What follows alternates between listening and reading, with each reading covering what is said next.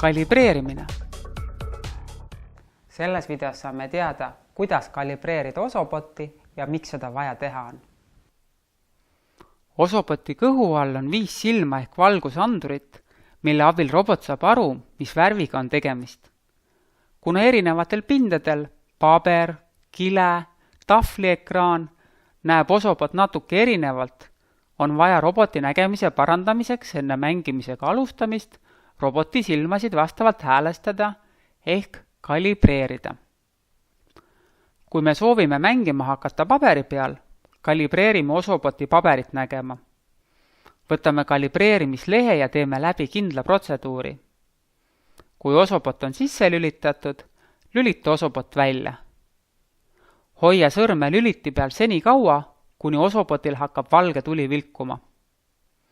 Lase lüliti lahti ja aseta Osobot mustale ringile. Osobot vilgub veel natuke aega valgelt ja sõidab seejärel ringist pisut edasi, blinkides siniselt ja roheliselt. Seejärel lülitab Osobot ennast välja.